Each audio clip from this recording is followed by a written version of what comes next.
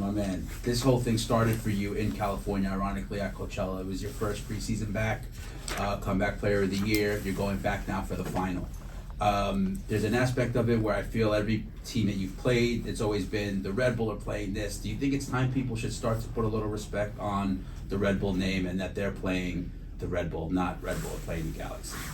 Yeah, for sure. I mean, I've been saying throughout this whole run, I guess everyone's sort of entitled to their own opinions, you know.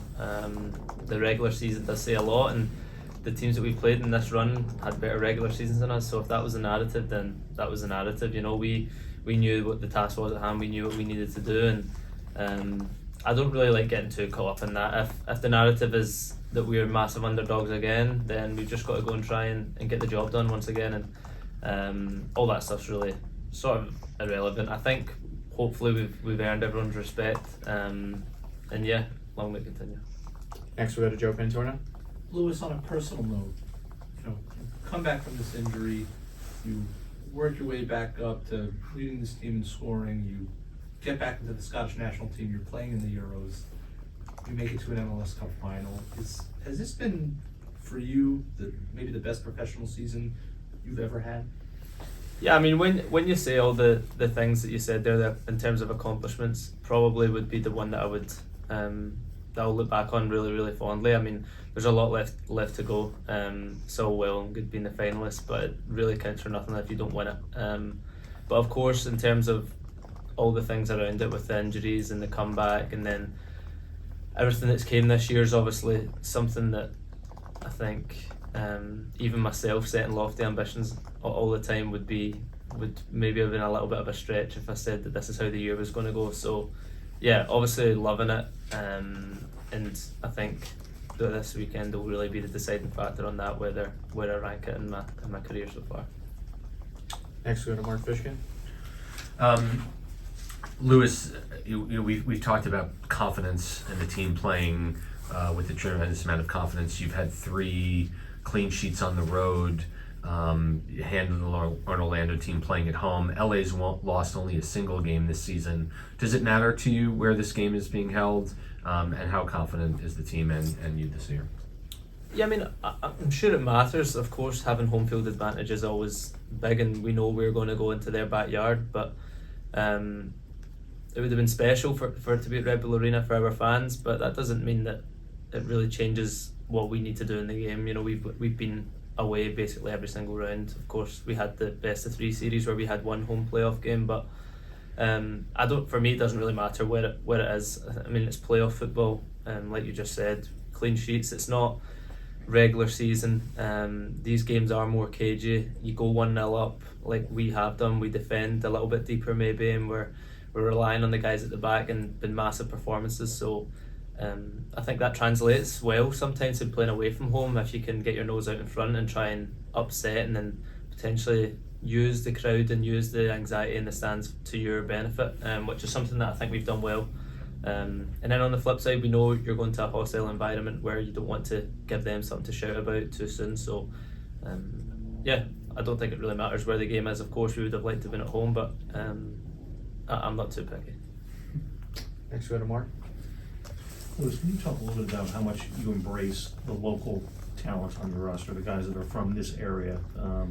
Obviously, Edelman and Tolkien and the Nealis brothers, you know, and what they've meant to this club. Yeah, all those guys you mentioned. I would throw Peter in there, throw Ryan in there. There's even some of the younger guys that maybe haven't played as many minutes. They all know what this club's about, and I think it's important that Red Bull has that identity, and we've got a bunch of guys here that are performing week in, week out for us, that come from this area, and it's always important to have those guys in your team that grow up in the area. I wouldn't say it means more to them, it means everything to all players, but it's extra special for those guys, you know, to play in front of their friends and their family and knowing what the badge means. And yeah, the guys you said there, along with many others, we've got loads of them in the building, are the lifeblood, and they really are the identity of Red Bull. Thanks for the Christian Ortiz. Lewis, first of all, congratulations on a fantastic season so far. Talking about the game, LA Galaxy allow a lot of space for Seattle to have possession of the ball. How comfortable is the team going in, playing with possession, And as a second parter, during these times, players, coaches usually make a wish or something that they're going to do if they win MLS Cup. What will be your thing if you win it? Yeah, I mean, I've not really thought about what I'll do if I win. My full focus is just on the game, getting the win, and then everything after that will just be off the cuff, I guess. But we're comfortable in the ball. Of course, it's not our identity as such to go out there and have 60% of the ball against LA Galaxy away from home. None of us expect that. What we do need to do is make sure that when we do have the ball, that we use it the way we want to use it, be efficient. Red Bull aren't a club that are, like I say, going to go to many away grounds and dominate the ball. It's not really our identity. It's not that we don't want to do it, but that's not what wins games of football. It's what you do with it. So hopefully LA Galaxy give us some space and transition. We respect them. They're a great side. And we know we're going to have to be really good off the ball. And then when we get on it, we've got quality, we've got good players. Just because we like doing the off the ball stuff and it sets us up for success doesn't mean that when we have it that we don't enjoy it. And I think we've got quality on the ball that we can have. And we'll finish up in the room with Christian Arnold. In terms of Emil's success this season, you guys get a chance to see him every day behind the scenes. I'm curious from your perspective, what do you notice about the way he prepares, the way he plays, that's made him so successful that maybe isn't evident when you watch the game, but it's something you notice as someone who sees him every day? I think he's just really, really level-headed. You know, the moment's never too big for him. He's played at obviously the highest level. And represent this country at the highest level as well, and I think he's just able to keep a level head, keep the group grounded. He never gets too high, never gets too low, and that's what you need, I think, especially in playoff games. You don't want to make things out to be more than they are and be anxious going into games, and I think he sets a good example. There's not many of us in the team who are really, really experienced, so I'm sure a load of guys in the locker room are looking to Emil, and he sets that example for the group with how level-headed and calm and composed he is. Excellent. Thank you very much. We will transition to Zoom, where we will take a few questions. As a reminder, when your name is called, please remember to unmute to ask Lewis a question. We will start with Daniel Feuerstein, followed by Michael Batista. Good afternoon, Lewis. Good luck with you on Saturday. If I can ask you for your opinion about the back line, since Sandro went with three center backs, having Reyes in between the Nealis brothers, what has that dynamic done for you defending while you and Emil and Dante are allowed to attack on the other side? Yeah, they've been amazing. They've been the foundation of what this playoff run's been built on. We've had to defend off the ball and defend our box really well, and I think everyone back there stood up. It's probably not really been a playoff so far about myself or Dante and Emil getting on the ball and playing lovely free-flowing football. We're trying to help out where we can with the defensive duties, and I think, like I say, those guys have been great. They're winning as the games at the moment, and hopefully we can help them out a wee bit this weekend. So thank you. Next, we will go to Michael Batista, followed by Joe Lowry. Michael, go ahead. Lewis, thank you so much for the time. Your career up to this point, you've played in a lot of big games, multiple, trophy games with Sunderland, EFL Trophy, final, playoff final, Celtic, you were League Cup. Just talking about this upcoming game, the MLS Cup, what separates these type of games for you as a player? I mean, the obvious thing is that, they're bigger stage, but I mean, the preparation, there's a lot more people in this press conference than usual.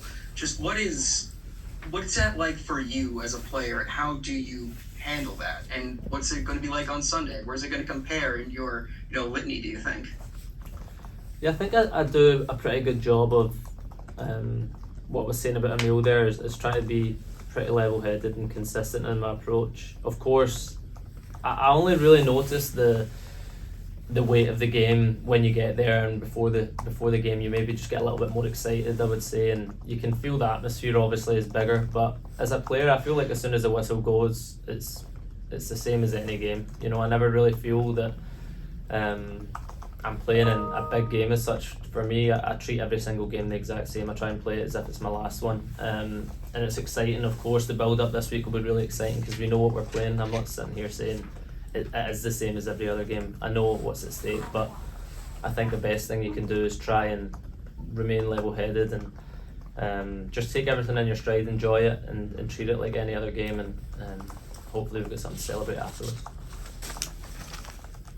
Thank you very much. We will go to Joe Lowry, followed by Ben Ramage. Joe? Hey, Lewis, Joe Lowry from Backheel.com. Thank you for taking the time. Really appreciate it. When you and I chatted after you won Comeback Player of the Year, you talked about how you tend to be pretty switched on tactically. Playing as a striker, I'd like to know, how much film do you personally watch of the opposing center backs that you're playing on the Saturday? How much, maybe more specifically for this game, how much have you watched of the Galaxy center backs, Maya Yoshida and Amiro Garces? And I guess kind of what's your scouting report on them? You're not going to tell us anything that the Galaxy don't already know, right?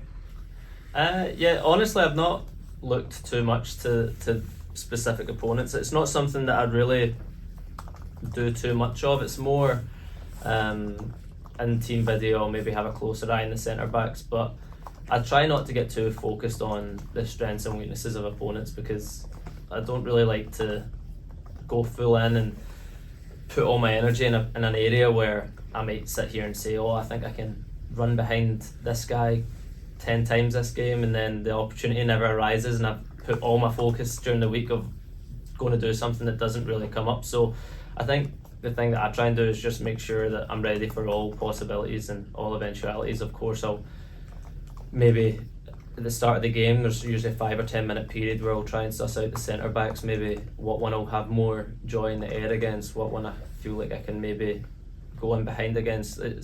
I feel like most of my analysis is done during the game, but then of course we get a broader perspective in terms of team analysis throughout the week. So in terms of looking at the centre backs, listen, they've been a very, very successful team this year, so I know about the players, I know how well they've done this year, and I'm looking forward to going up and having a good battle against them. Thank you. We will toss to Ben. Ben, you are free to unmute, and we will follow with Damien.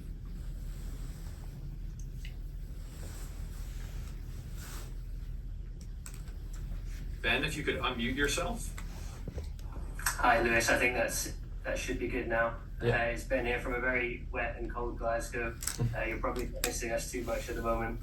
I was just going to ask, do you feel like shining in this cup final can keep you in Scotland boss Steve Clarke's plans for the World Cup qualifiers that start this year? Yeah, of course. I mean, anytime that I'm on the pitch, it's an opportunity to try and impress and keep myself in the manager's thoughts. And unfortunately, with the sort of hip issue I've been obviously dealing with, I was unable to go to the last camp, which worked out pretty well for the boys with two great wins. So anytime I'm on the pitch, I'm trying to impress. Of course, it's not the forefront of my mind. I just know that I need to be performing well for Red Bulls, and then anything off the back of that will come based on what I'm doing on the pitch. So the bigger stage always puts a little bit more of a microscope on it, and hopefully this weekend we can put a good performance on. Thank you. Next, we'll go to Damien Calhoun. Damien, if you still have a question, we'll unmute you. Yeah, Lewis, how you doing? How's it going? Good. This is Damien Calhoun out here with the LA Daily News. What do you attribute the Red Bulls' playoff success to? Loads of things. I think the guys have just been really switched on and focused the whole time. I think we've known and what the task is at hand. We've known we've been underdogs going into loads of the games. We've embraced that. We'll embrace it again this weekend, knowing that we're not expected to go there and run all over LA Galaxy. We're expected to go there and make things difficult and try and impose our style of football on them, which is exactly what we're going to try and do. I think we've never really gotten too far ahead of ourselves or thought we've achieved anything. I think we've remained pretty grounded in terms of knowing that if we do want to win and achieve anything, it's going to take a collective group effort, and I think that's really what's got us to this point. Thank you, and we'll take one more from Zoom. Alex Labadou, you are now able to talk.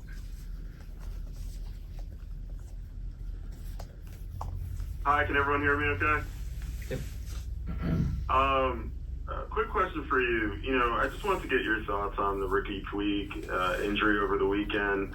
Obviously, having come back yourself strong from a significant injury, just wanted to see if you had any sort of advice or suggestions or sympathy down to everything that he's dealing with. Yeah, for sure. I think everyone was sympathising and hurt about the news. It's not something I would ever wish on any player, especially I've got a sort of broader knowledge of what can happen and what these injuries can be, and I know he's definitely got a great team behind him there at Galaxy, and his family and friends will see him through it, and he's an experienced player. He's one of the best, if not been the best midfielder in the league this year, so he's going to be a miss for this cup final, and as a player you always want to be testing yourself against the top players, so I'd certainly took no joy in knowing that he was going to be missing this game, but I'm sure he's going to be back better. He doesn't need me to be here and giving him any advice. I know he's going to he'll come back stronger for sure, and I look forward to seeing him back out there on the pitch. Excellent. Thank you very much for your time today, Lewis, and best of luck on Saturday. Thank you, everyone. Appreciate it.